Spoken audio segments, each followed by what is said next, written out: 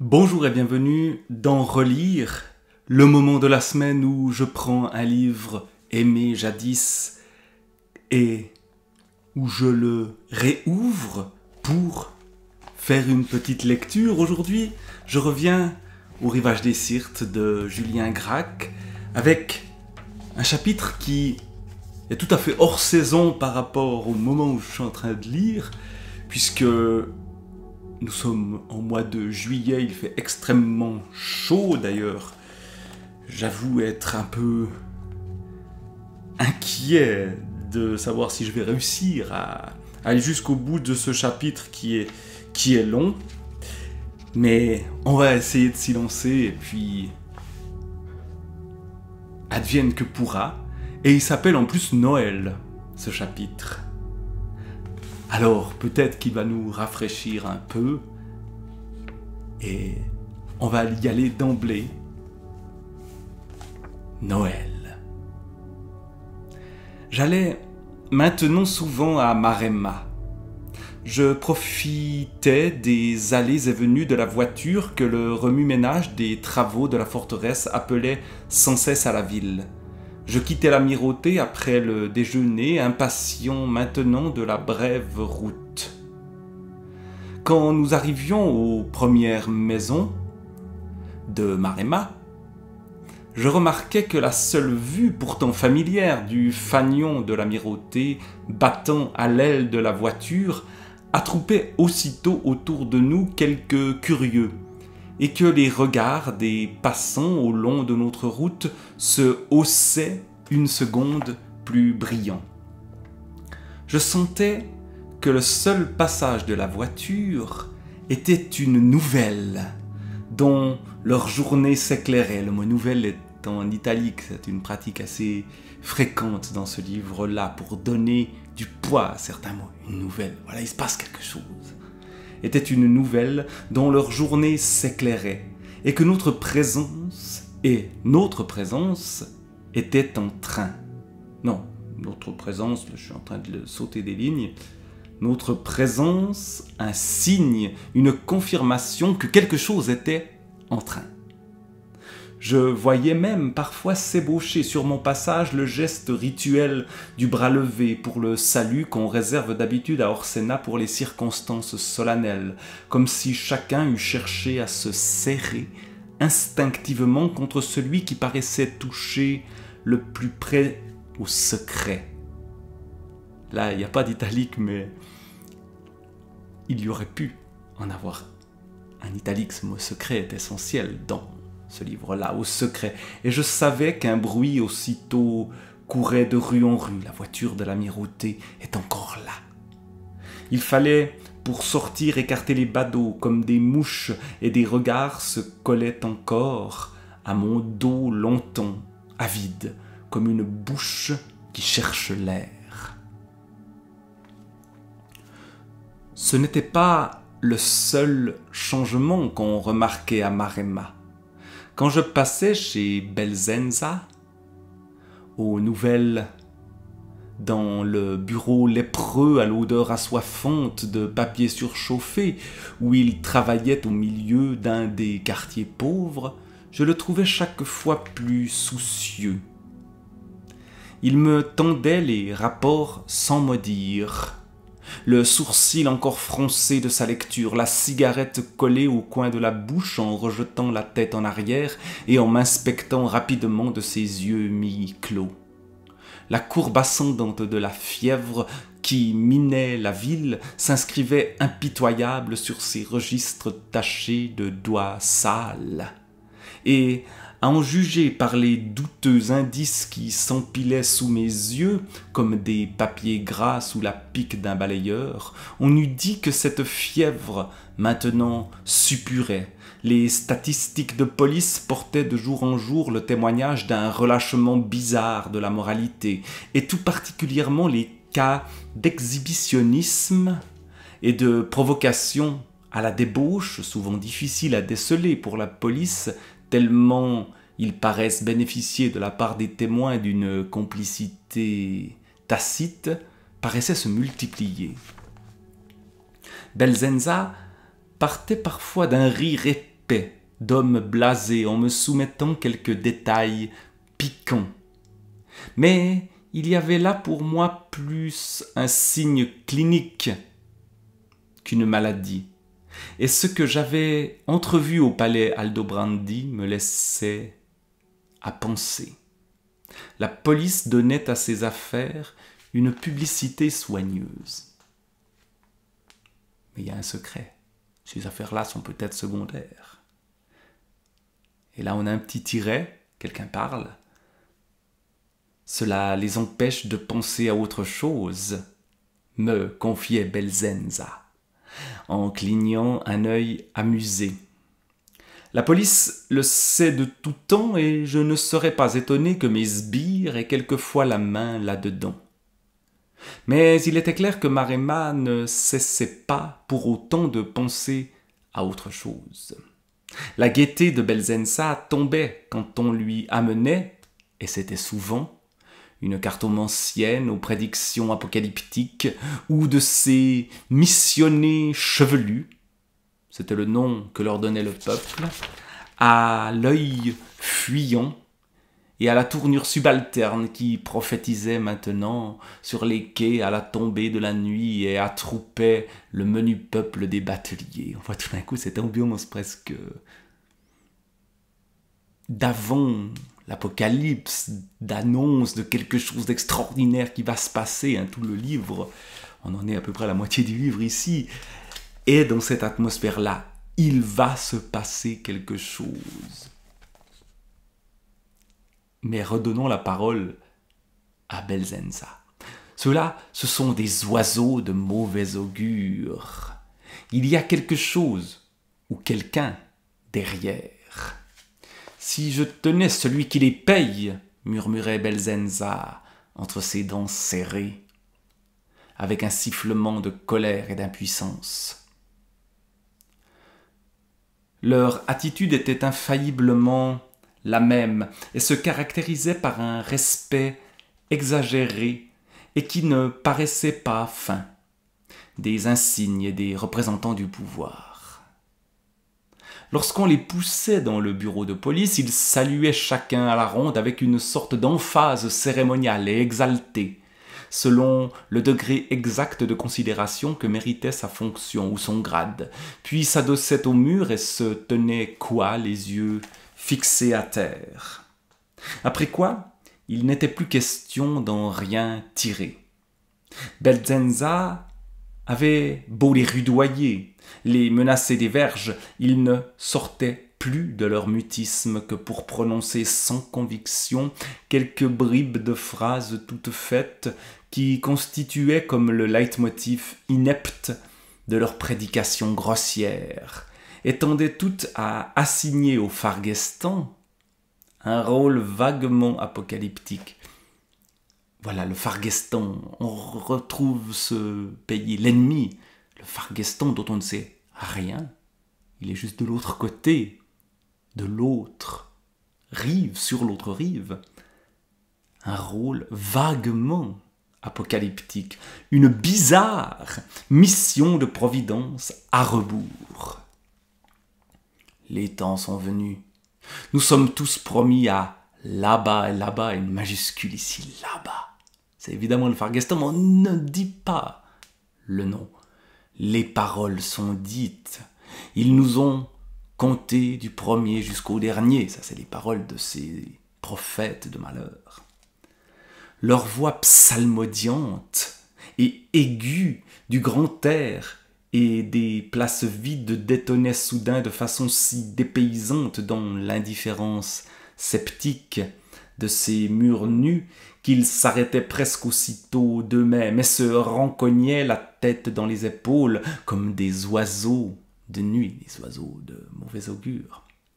Apeurés et chagrins, affolés par le son de leur propre voix, tremblant comme un gibier pris au piège, Belzenza haussait les épaules et selon son humeur du moment, les renvoyait d'un coup de pied ou les expédiait pour quelques jours à la prison de la ville.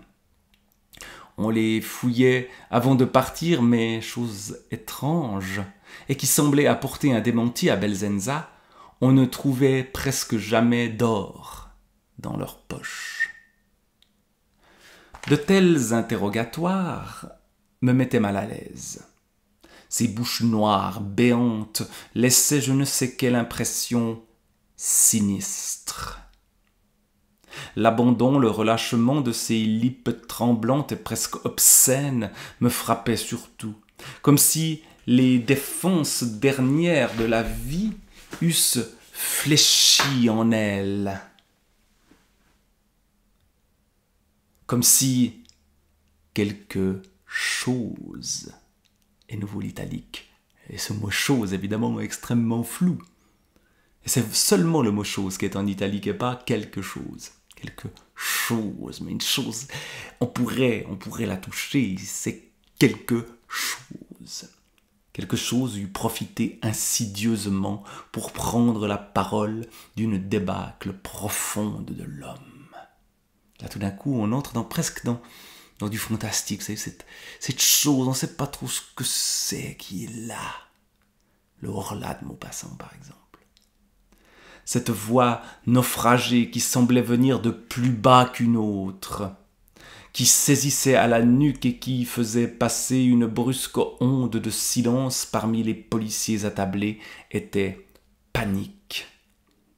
Dans ce bureau de crasse et de sommeil, dans ce décombre de ville momifiée et recuite dans son immobilité ruineuse, c'était comme une lézarde de ténèbres, entr'ouverte en plein midi, comme le cauchemar pourri de ce sommeil séculaire qui crevait, qui se levait devant nous, qui descendait les marches. Il y avait dans ce grouillement de larves des silhouettes plus fières. On amena un jour, pendant une de mes visites, une fille, d'aspect très pauvre, mais de très fin et presque noble, qui lisait l'avenir dans les cendres à un coin du marché aux légumes. L'interrogatoire s'engagea mal. Son mutisme obstiné devint d'une telle insouciance, ou non pas insouciance, mais insolence. Attention, le mot ressemble, mais il est évidemment beaucoup plus provoquant. Donc, son mutisme obstiné devint d'une telle insolence, et son regard lointain et dédaigneux si provoquant, que sur le visage de Belzenza, plus nerveux que d'habitude, ou peut-être effleuré par une arrière-pensée plus trouble, je vis monter peu à peu une colère froide. « Tu ne veux pas parler ? Nous allons voir. Tu l'auras voulu, lança-t-il d'une voix rauque et basse. Fouettez-la !» Dans la pénombre de la pièce, on voit la présence d'une ombre, ténèbres, pénombre. Ce vocabulaire-là est extrêmement présent. Quelque chose comme une ombre sur la ville, sur Maremma, ce lieu momifié, comme c'était dit auparavant, où il ne se passe rien, et tout d'un coup, l'ombre apparaît. Mais l'ombre et le silence sont provoquants, sont insolents. Dans la pénombre de la pièce, il me semble voir les yeux de la jeune fille noircir. Encore plus d'ombre. Les mains liées au dos, on lui serra le cou dans un collier scellé assez bas dans le mur. Puis un policier releva haut ses jupes par derrière et l'en encapuchonna. Il y eut un mouvement de fébrilité friande et de joyeuse humeur dans le poste. Belzenza ne prodiguait guère de tels passe-temps, banals pourtant à Orsena, où l'autorité avait la main lourde et où une longue intimité avec les coups faisait qu'on les traitait avec une familiarité goguenarde. Mais quelque chose d'insolite, dans ce silence de tombe, arrêtait les plaisanteries habituelles. On sent bien que c'est pas le moment de plaisanter, que on a beau essayer, avec des méthodes extrêmement grossières, ça marche pas. Tu te décides, siffla Belzenza entre ses dents. On entendait sangloter à petits coups sous le troussis de linge. Et je savais que maintenant, elle ne parlerait pas. Le pire pour elle était passé. C'était ce licol de bête à l'encan, cette croupe jaillie des linges, rebondie de santé et à l'épanouissement obscène, qui bafouait maintenant le visage, comme un rire gras. La croupe se zébrait de marbrures rouges. D'un coup, là, on voit quelque chose de violent qui apparaît. La croupe se zébrait de marbrures rouges, rebondissait sous les lanières avec un tremblement monotone. Un ennui gêné descendait maintenant dans la pièce. Il y avait erreur sur la personne. On eût dit qu'on fouettait une morte. L'image est terrible. On eût dit qu'on fouettait une morte. Assez, fit Belzenza mal à l'aise, sentant vaguement que la scène me déplaisait. Va-t'en, et qu'on ne t'y reprenne plus. Le visage encore tout enflammé, elle tapotait maintenant sa jupe à petits coups, arrangeait rapidement ses cheveux avec une provocation d'indifférence puérile que démentaient ses yeux brûlants et secs, qui sautillaient d'objet en objet comme sous une morsure insupportable, comme si la pièce tout entière eût été chauffée au rouge. Allons, n'en parlons plus. Ce n'est pas grand-chose, fit Belzenza, en lui touchant l'épaule, soudain grossièrement cordial. Tâche à présent de voir l'avenir plus en rose, où cette fois il t'en cuira. On a évidemment ici le personnage de celle qui annonce un avenir certain et qui n'est crue par personne, qu'on ne veut pas croire, ou peut-être qu'on y croit, mais qu'on ne veut pas dire qu'on y croit. Cassandre. Mais le regard se posa sur lui, noir et brûlant, brillant derrière ses larmes d'un soudain éclat victorieux. Vous avez peur, peur, peur. Vous me battez parce que vous avez peur. Belzenza la poussa dehors. Elle détala, mais on entendait encore les pieds nus claquer sur les dalles entre les trop nerveux éclats de rire et sa voix aiguë et acharnée de petite fille, toujours dans l'air comme une guêpe. Peur, peur, peur. Sur son passage, des fenêtres s'entrebâillaient sans bruit comme des coquillages aux rayons de soleil, humant les cris un à un dans le silence de ce quartier pauvre, et nous nous sentions de méchante humeur. Il y avait des indices plus inquiétants. Des indices. Et ici, on a peut-être de quoi être inquiétant, mais on peut se dire, bon, mais c'est une prophétesse de malheur qui raconte n'importe quoi. Mais il y avait des indices plus inquiétants. Bien que la saison pluvieuse fût déjà en vue, la petite colonie étrangère de la ville ne se hâtait pas de quitter Maremma. Et il était clair déjà que beaucoup, à l'exemple de Vanessa, prenaient leurs dispositions pour y passer l'hiver. Si inconfortables que pussent paraître les quelques palais lézardés de la ville où le vent circulait trop familièrement.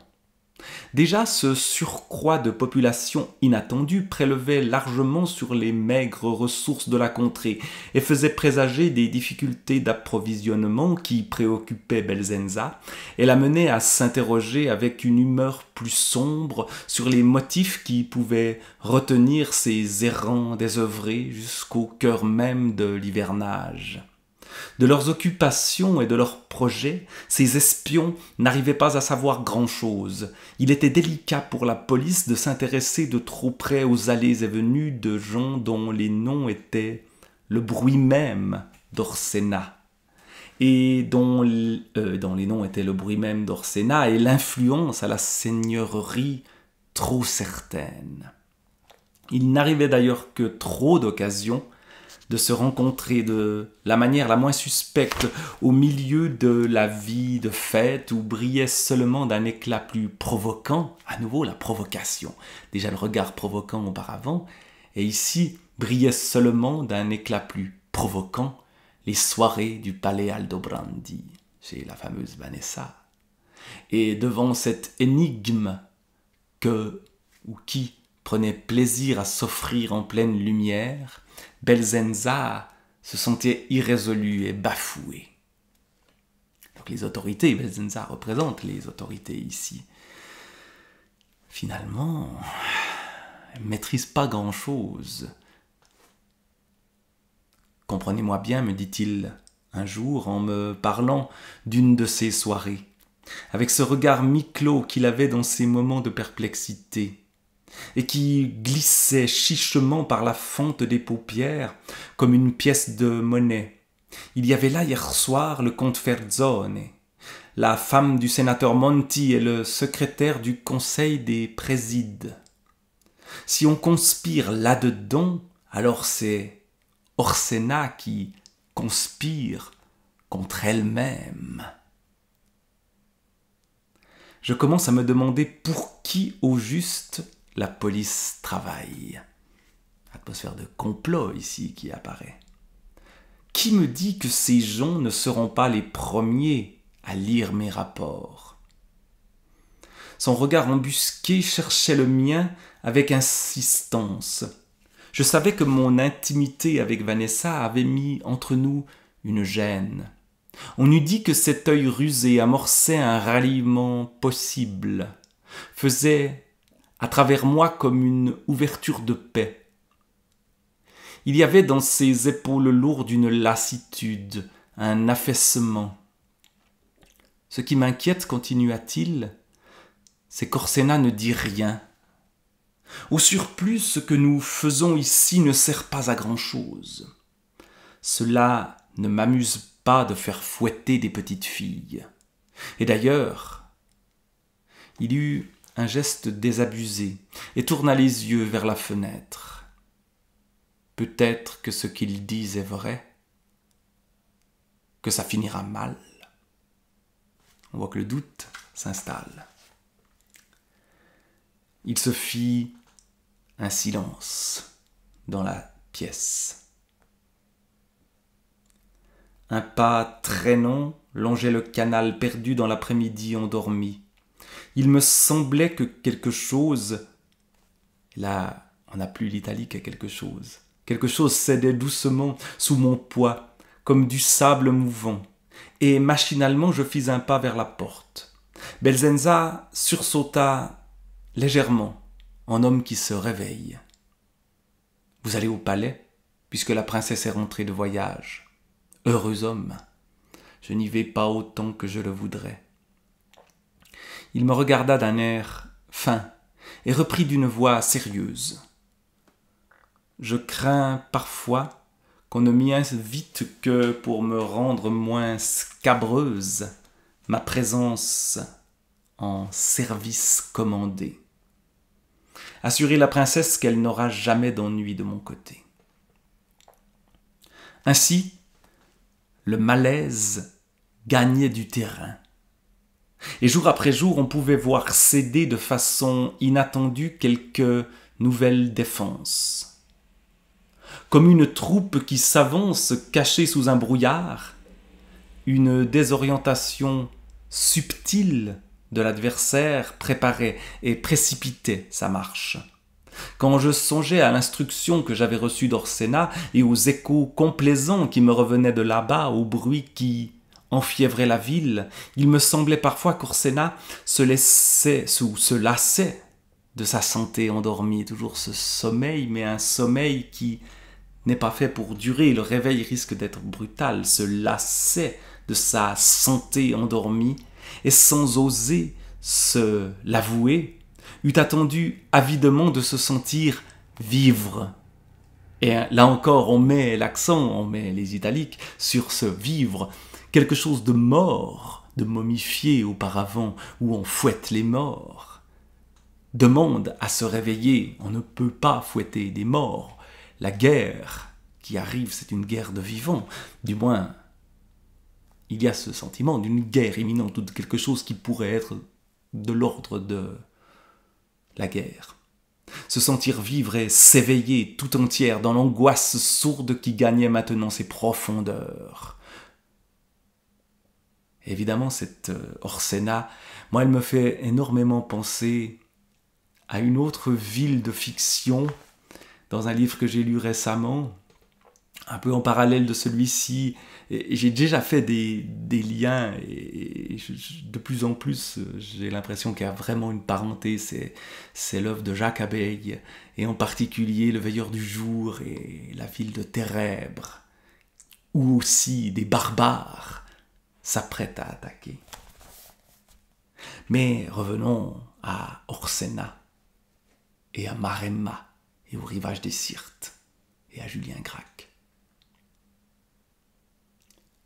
On eût dit que la cité heureuse, qui avait essaimé de toutes parts sur la mer et laissé rayonner si longtemps son cœur inépuisable, dans tant de figures énergiques et d'esprits aventureux, au sein de son vieillissement avare, appelait maintenant les mauvaises nouvelles comme une vibration plus exquise de toutes ses fibres.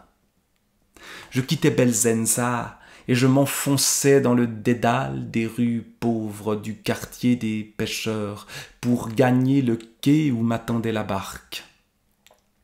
Si impatient que je fusse de rejoindre Vanessa, je trouvais parfois un charme à m'attarder dans ces ruelles qui zigzaguaient entre les façades aveugles et les tristes jardinets coquilles sur les sables, et où tombaient dès le début de l'après-midi de grands pans de fraîcheur. Là, je dois vous avouer que, lisant ceci dans la canicule, ces grands pans de fraîcheur, même si c'est le matin au moment où je lis, qui tombe l'après-midi, je les rêve. Ces grands pans de fraîcheur. Il y avait là toute une banlieue morne et houleuse, basculée au hasard sur les vagues du bourrelet de dunes qui marquaient le contour de la terre ferme, et dont l'abandon lépreux et l'ancienneté croulante étaient rendus plus désolés encore par la remise en marche des sables que la végétation des jardins brûlés ne fixait plus et dont on voyait parfois sous la poussée du vent de mer les fines aigrettes lumineuses pleuvoir, intarissables par-dessus le mur d'un enclos comblé et venir feutrer le pavé étroit comme autant de cascades de silence. Toujours ces phrases qui tout d'un coup nous emportent, et particulièrement dans la description des paysages. Mais si j'élevais la tête au-dessus du mur, la rumeur acharnée du large et les claquements du vent de mer venaient brusquement me gifler le visage. J'aimais ce silence menacé et ces replis d'ombre, comme suspendus sur une clameur profonde et énorme. Je faisais glisser dans mes doigts ce sable qu'avait vanné tant de tempêtes et qui, maintenant, bâillonnait la ville dans le sommeil. Je regardais Maremma s'ensevelir, et en même temps, les yeux blessés, giflés par le vent furieux qui mitraillait le sable, il me semblait sentir la vie même battre plus sauvagement à mes tempes, et quelque chose, à nouveau ce quelque chose, et quelque chose se lever derrière cet ensevelissement. Encore tout d'un coup, il y a quelque chose qui se réveille là, clairement, il y a de la vie violente, giflant le personnage ici.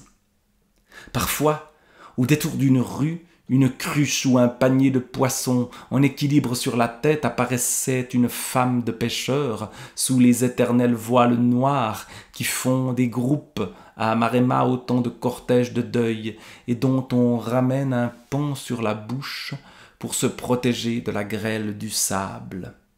Elle passait près de moi silencieusement comme un fantôme errant errant de la ville morte, à nouveau la mort qui revient après cette impression de réveil tout d'un coup, le fantôme, la mort, silencieusement et le silence qui revient, m'apportant à la fois une odeur de mer et de désert, et toute pareille ainsi surgit de cette nécropole inhabitable, à ces flammes errantes et funèbres qui s'élèvent et palpitent faiblement sur une terre trop gorgée de mort. La vie s'aventurait sur ces confins extrêmes, plus vulnérables et plus nus, dressés sur l'horizon de sel et de sable, comme un cygne exténué. Elle voletait par les rues effacées comme un lambeau de ténèbres, oublié dans le plein jour. La lumière baissait déjà sur le sable, et il me semblait sentir en moi qu'un désir montait d'une fixité terrible pour écourter encore ces journées rapides, le désir que les jours de la fin se lèvent et que monte l'heure du dernier combat douteux. Les yeux grands ouverts sur le mur épaissi du large, la ville respirait avec moi dans le noir comme un guetteur sur qui l'ombre déferle, retenant son souffle, les yeux rivés au point de la nuit la plus profonde. Là, je m'arrête un petit peu dans cette nuit profonde pour boire un peu d'eau parce que c'est une épreuve quasiment que je m'inflige ici, mais une épreuve tellement belle dans la lecture, même si je ne sais pas si j'arriverai au bout de ce chapitre, peut-être bien que je ferai 2 vidéos séparées, mais là je vais continuer encore un peu. Parce qu'arrive Vanessa. Je trouvais Vanessa tantôt alanguie, tantôt nerveuse. On eût dit que ces après-midi qu'elle me réservait à moi seule, au milieu de l'agitation qu'elle entretenait à plaisir autour d'elle, la désorientait comme un passage à vide, et si tendre et si enjouée qu'elle pût se montrer quelquefois, il me semblait que ce silence et cette tranquillité vide la laissaient déconcertée et incertaine. Comme si elle eût craint de se retrouver trop longtemps en tête-à-tête moins avec moi qu'avec une image d'elle-même, à laquelle ma seule présence la réveillait. Lorsqu'il faisait beau temps, elle me faisait souvent signe par-delà le canal du jardin abandonné où je l'avais trouvée le matin de Vezzano. C'était le chapitre précédent, si je ne me trompe pas, l'île de Vezzano, ce moment où nos 2 personnages se retrouvent sur cette île et leur relation devient extrêmement forte et inquiétante en même temps.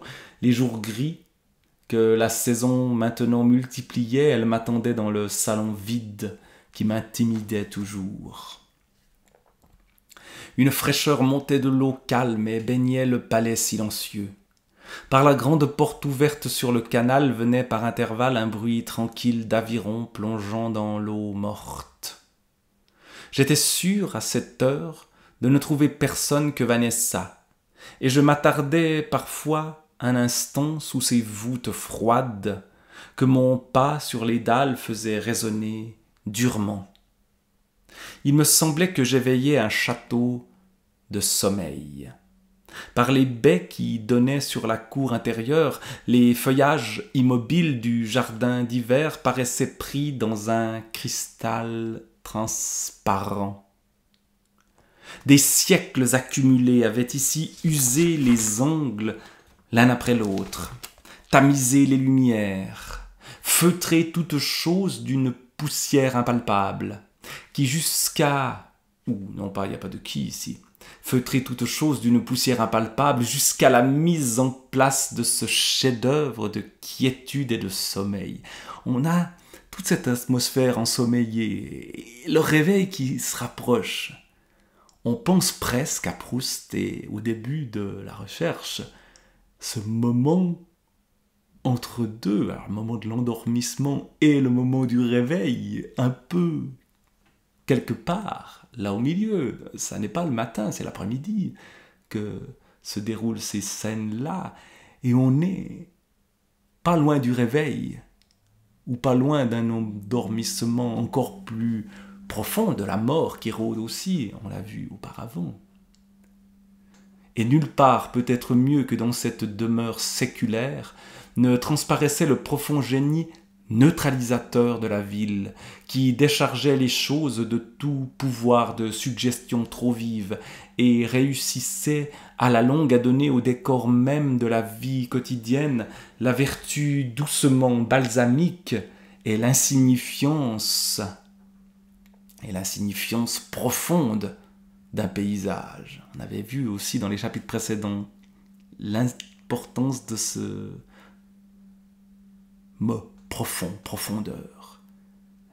L'insignifiance profonde d'un paysage. Intéressant parce que les paysages sont décrits avec extrêmement de détails et pourtant il y a l'insignifiance profonde. On ne comprend pas ces personnages, oui, mais aussi et surtout les paysages, encore plus. Je songeais alors à ma visite à Sagra et aux propos que m'avait tenus autrefois Orlando, et à m'attarder dans les salles de ce palais qui se révélait à moi dans le silence, à plonger dans l'eau de ces glaces mortes et de ces canaux engourdis, à respirer cette transparence liquide d'automne, à écouter les craquements des boiseries s'engrener subtilement dans le silence suspendu, à nouveau le silence. Il me semblait que quelque chose, toujours vague ici, quelque chose m'était révélé. Mais quoi? De son charme et de son irrémédiable condamnation. C'était comme si tout l'effort séculaire d'Orsena, toutes les images qu'elle s'était complue à donner de la vie, eussent visé à une chute de tension presque effrayante, à une égalisation. On avait le mot neutralisateur avant, et égalisation, ces deux mots sont là aussi en italique, à une égalisation finale, où se fussent déchargées toutes les choses et tous les êtres de leur affirmation de présence offensante et de leur dangereuse électricité. Les formes trop humanisées, trop longtemps usées, par un frottement trop continu, au milieu desquels s'y perpétuait la vie, lui faisait comme un vêtement de plus en plus profonde insouciance. Et à nouveau, je me trompe avec insouciance, je veux mettre le mot insouciance partout. Il ne s'agit non pas d'insolence non plus ici, il s'agit de inconscience, de plus en plus profonde inconscience, à nouveau. Le sommeil, l'inconscient, quelque chose se passe. Alors, on pourrait peut-être utiliser des outils de psychanalyse pour comprendre tout ça. Ce serait gâcher le mystère, au travers duquel nul contact ne la réveillait plus. Orsena, chaque matin, en s'éveillant, endossait le monde comme un juste au corps, longtemps porté, et fait à elle, et dans cet excès de familiarité confortable, la notion même de ses frontières se perdait. La conscience faible qu'elle avait d'elle-même s'enracinait lentement dans une terre maintenant si profondément pétrie d'humanité qu'elle semblait à la longue l'avoir entièrement bu. Et son âme, passée dans l'empreinte qu'elle avait enfoncée au cœur des choses, la laissait vacillante sur un vide, penchée jusqu'à la rejoindre sur l'image trop exactement ressemblante qui montait de ses canaux immobiles, comme un homme qui se sentirait glisser lentement de l'autre côté du miroir. Quand je reviens en pensée sur ces journées unies et monotones, et pourtant pleine d'une attente et d'un éveil, pareil à l'alanguissement nauséeux d'une femme grosse, je me rappelle avec étonnement combien Vanessa et moi nous semblions avoir peu à nous dire. L'ardeur qui me jetait vers elle se contentait et s'éteignait vite, comme la poussée de fièvre triste de l'après-midi des lagunes. Ce palais si peu fait pour y vivre, aux portes battantes à la sonorité et à la pénombre d'église, et où les reflets de l'eau mouvante bougeaient éternellement le long des murs, nous était comme un campement instable, une forêt habitable et ouverte sous ses lourds ombrages immobiles, mais dans laquelle perpétuellement un œil eût rôdé. Ou cette forêt.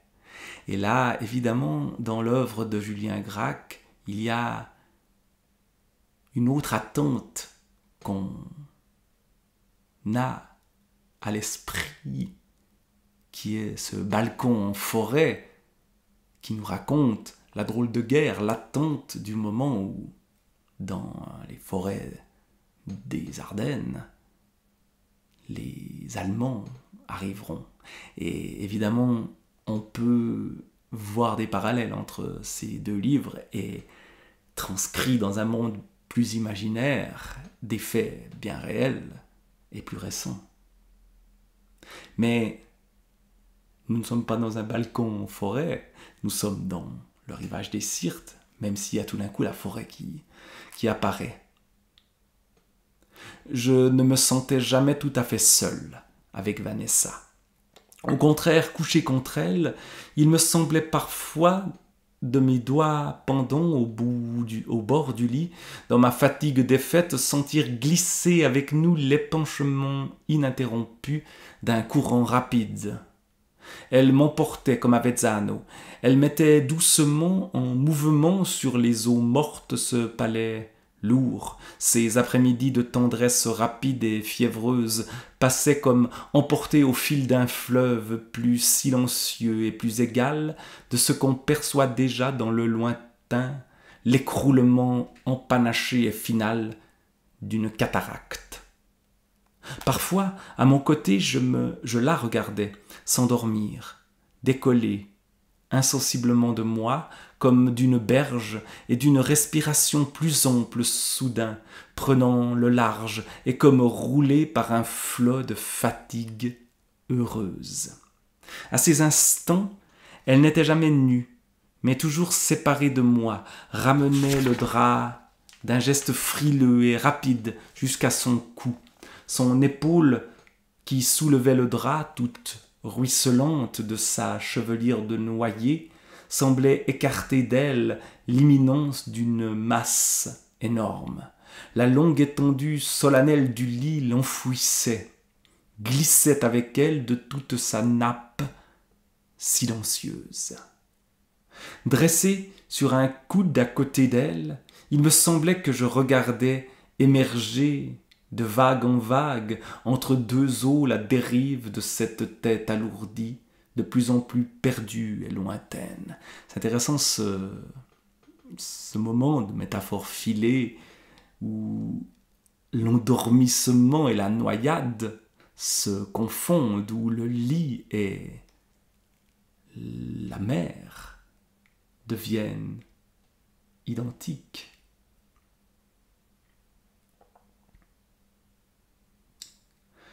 Je jetais les yeux autour de moi tout à coup frileux et seul sous ce jour cendreux de verrières tristes qui flottait dans la pièce avec la réverbération du canal.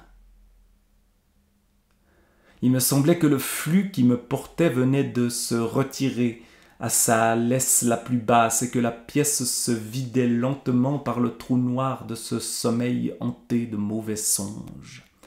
Avec cette impudeur hautaine et son insouciance princière. Évidemment, Vanessa est une femme de la haute noblesse. Vanessa laissait toujours battantes les hautes portes de sa chambre. dans le demi-jour qui retombait comme une cendre fine du rougeoiement de ces journées brèves, les membres défaits, le cœur lourd, je croyais sentir sur ma peau nue comme un souffle froid qui venait de cette enfilade de hautes pièces délabrées. C'était comme si le tourbillon retombé d'un saccage nous eût oubliés là, terrés dans une encoignure, comme si mon oreille dressée, malgré moi dans l'obscurité, eût cherché à surprendre, au loin, du fond de ce silence aux aguets, de ville cernée, la rafale d'une chasse sauvage.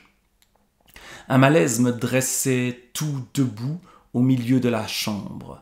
Il me semblait sentir, entre les objets et moi, comme un imperceptible surcroît de distance.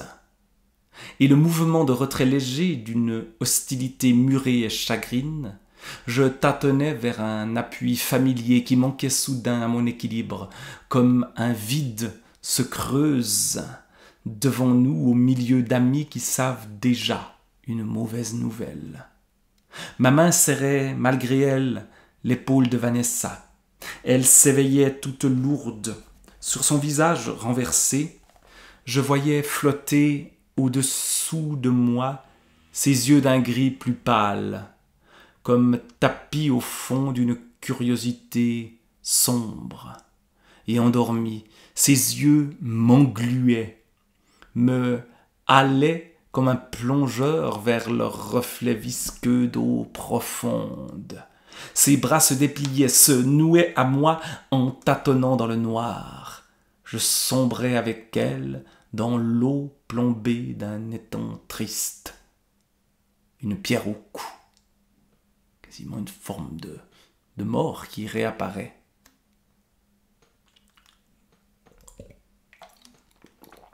Et cette eau n'est pas aussi plombée que celle d'un étang triste. Mais revenons encore un petit peu à cette histoire-là. Le chapitre est encore long.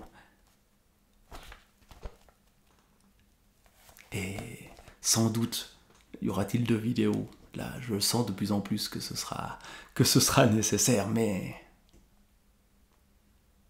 c'est dommage de couper l'élan maintenant. Je trouvais une délectation. Je trouvais une délectation lugubre. Dans ces nuits de Maremma passées parfois tout entières auprès d'elle, qui sombraient par le bout comme les pilotis de la lagune dans le gonflement matinal de l'eau noire, au creux d'un déferlement de lassitude, comme si la perte de ma substance qui me laissait exténué et vide m'eût accordé à la défaite fiévreuse du paysage, à sa soumission et à son accablement. Au travers de l'atmosphère saturée de ce pays des eaux, le fourmillement des étoiles par la fenêtre ne scintillait plus. Il semblait que la terre prostrée ne pût désormais se soulever, même le faible souffle qui s'échappe d'un poumon crevé. La nuit pesait de tout son poids sur elle, dans son gîte creusé de bêtes lourdes et chaudes. Quelquefois, derrière la barre de la lagune, un aviron par intervalles tâtait l'eau gluante, ou tout près s'étranglait le cri falot et obscène d'un rat ou de quelque bête menue comme il en rôde aux abords des charniers. Je me retournais sous cette nuit oppressante comme dans le suin d'une laine bâillonnée, isolée, cherchant l'air roulé dans une moiteur suffocante. Vanessa, sous ma main, reposait près de moi comme l'accroissement d'une nuit plus lourde et plus non pas creuse, mais close. Une nuit lourde et creuse. Et décidément, j'ai envie de creuser, non, elle est close. Fermée, plombée, aveugle sous mes paumes, elle était cette nuit où je n'entrais pas. Un ensevelissement vivace, une ténèbre ardente et plus lointaine, et tout étoilée de sa chevelure, une grande rose noire dénouée et offerte, et pourtant durement serrée sur son cœur lourd. On voit ces lourdeurs qui apparaissent et la chaleur. Là, je dois dire que je ressens très bien ça, lisant ceci en période de canicule. On eût dit que ces nuits à la douceur trop moite, la moiteur aussi est là, couvaient interminablement un orage qui ne voulait pas mûrir. Je me levais, je marchais nu dans les enfilades de pièces aussi abandonnées qu'au cœur d'une forêt presque gémissante de solitude, comme si quelque chose d'alourdi et de faiblement voletant m'eût fait signe à la fois et fui de porte en porte à travers l'air stagnant de ces hautes galeries moisies. Le sommeil se refermait mal sur mon oreille tendue, comme quand nous a éveillés dans la nuit la rumeur, et la lourde, ah non, là le lourd il n'y est pas, et la lueur lointaine d'un incendie. Quelquefois en revanche, quelquefois en revenant, là je commence à perdre ma voix et à dire n'importe quoi, encore un petit peu d'eau. Là c'est juste pour souffler un peu. Quelquefois en revenant, je voyais de loin une ombre remuer sur le sol. Et à la lueur de la lampe, les mains de Vanessa, qui soulevaient ses cheveux emmêlés sitôt qu'elle s'éveillait, faisaient voleter sur les murs de gros papillons de nuit, les traits très légèrement exténués aux lumières. Elle paraissait lasse et pâle, sérieuse, toute recouverte encore d'un songe qui donnait trop à penser. Et la lumière, immobile de la lampe, ne me rassurait pas. Une fois sa voix s'éleva bizarrement impersonnelle, une voix de médium ou de somnambule qui semblait en proie à la évidence d'un délire calme. « Tu me laisses seule, Aldo ? Pourquoi me laisses-tu toute seule dans le noir ? Je sentais que tu m'avais quitté. Je faisais un rêve triste. » Elle leva sur moi des yeux de sommeil.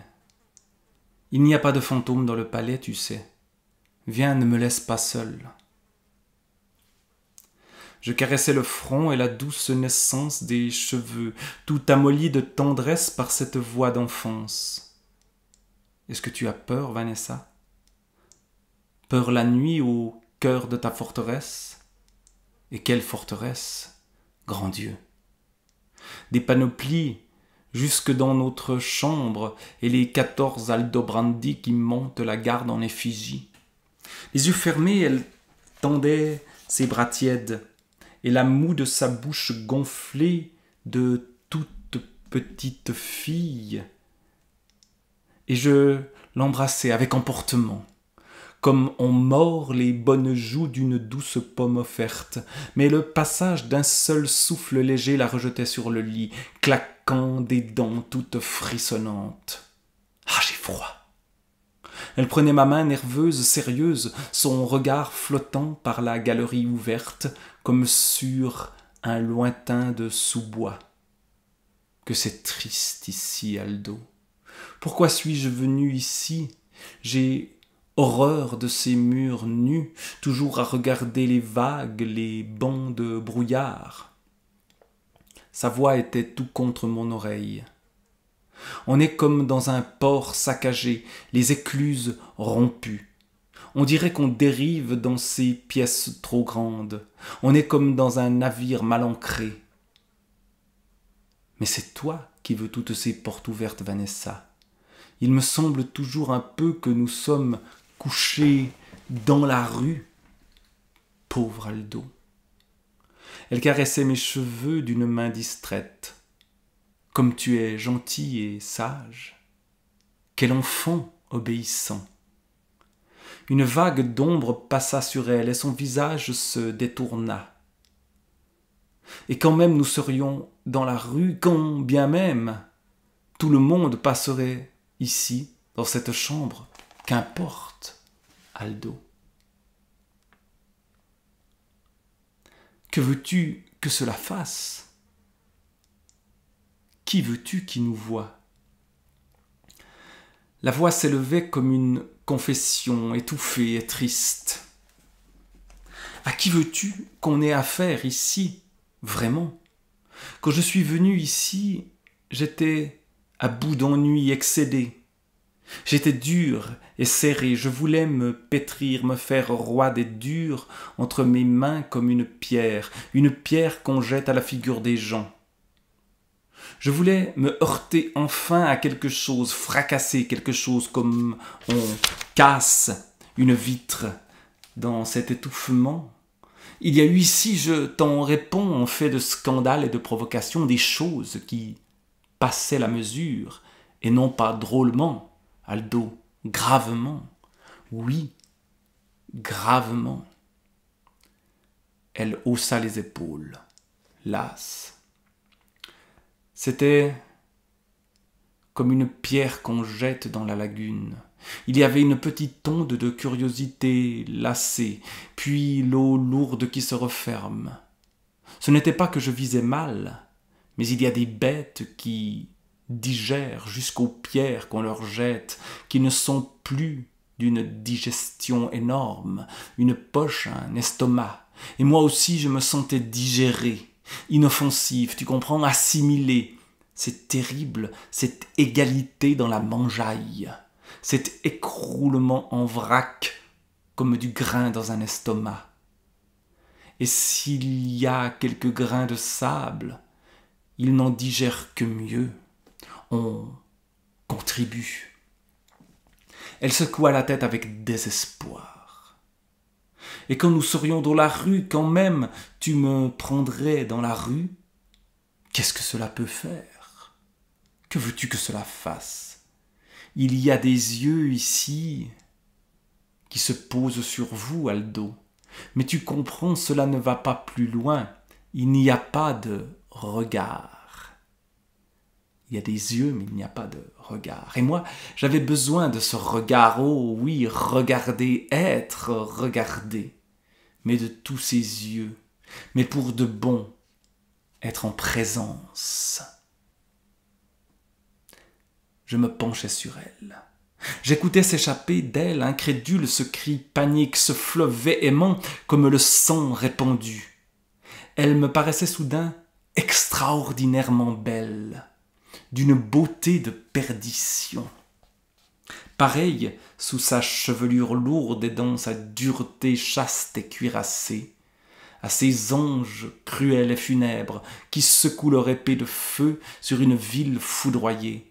Elle se dressa sur son coude lentement et fixant ses yeux dans les miens, parla d'une voix calme. Ce que je pense, tu le penses aussi, Aldo, n'est-ce pas? Je suis sûr que tu m'as comprise. Je la regardai dans les yeux à mon tour. Je crois que je crois te comprendre, Vanessa. Mais tu ne l'ignores plus, ce regard. Maremma le nomme, il n'est pas bienveillant, et tu sais de toujours, toi et les tiens, ce qu'il signifie. Elle serra sur mon bras une main paisible. Nocturne. Oui, tu le sais aussi. Et depuis que tu es venu ici, tu n'as pas vécu pour autre chose. C'est pourquoi je suis allé te voir dans la salle des cartes, et pourquoi je t'ai conduit à Vezzano. Et ce qu'il t'est donné à présent de faire, toi aussi tu le sais, maintenant. Mais nous, on ne sait pas. Cette nuit-là, je ne me rendormis pas, et je la passai tout entière dans le trouble et la terrible exaltation nerveuse d'une première nuit d'amour. Vanessa auprès de moi reposait comme vidée de son sang, la tête fauchée par un sommeil sans rêve, écartelée comme une accouchée. Elle fléchissait le lit appesanti. Elle était la floraison germée à la fin de cette pourriture et de cette fermentation stagnante. La bulle qui se rassemblait, qui se décollait, qui cherchait l'air dans un bâillement mortel qui rendait son âme exaspérée et close dans un de ces éclatements gluants qui font à la surface des marécages comme un crépitement vénéneux de baisers. Le jour filtra dans la pièce. Vanessa était déjà levée, vêtue à la hâte, elle allait et venait dans la chambre, et j'observais à travers mes paupières à demi fermées qu'elle guettait mon réveil.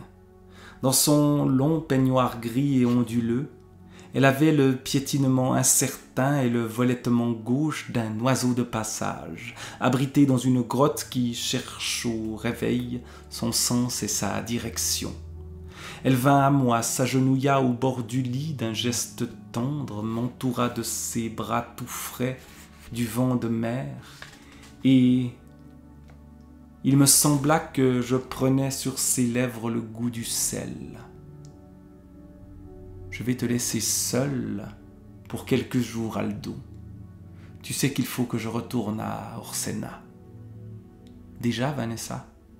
Elle ne répondit pas, mais posa sa tête sur ma poitrine et je la serrai dans mes mains contre moi, avec une passion encore inconnue. Ce sera si court. Tu te souviendras de cette nuit ? Elle ajouta en baissant sa tête confuse. C'était une grande nuit, tu sais, Aldo. Et soudain, d'un geste emporté et gauche, elle baissa mes deux mains.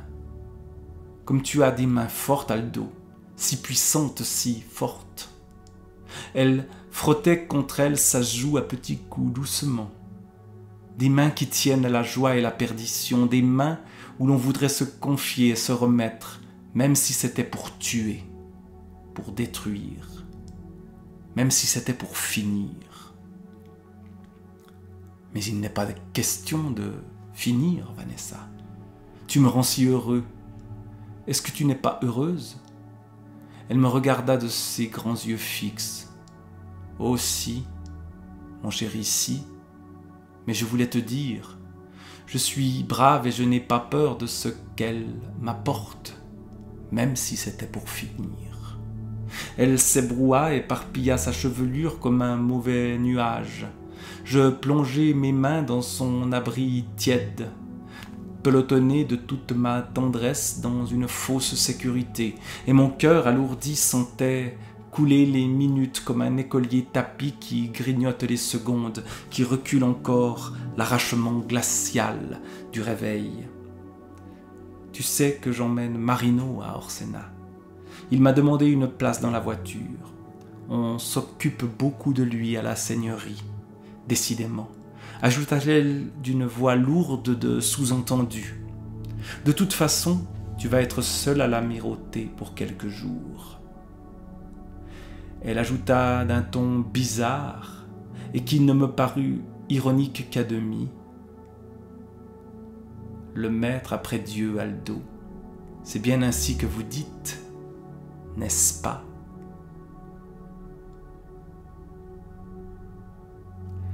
Et je vais arrêter là la lecture de ce chapitre qui s'intitule Noël. Il n'était pas encore question de Noël, mais il sera question de Noël dès les prochaines lignes. Et donc, après le départ de Vanessa, que va-t-il se passer à Noël ? Eh bien, on va laisser un peu de temps et je vous dis au revoir et à bientôt avec le rivage des Syrtes de Julien Gracq.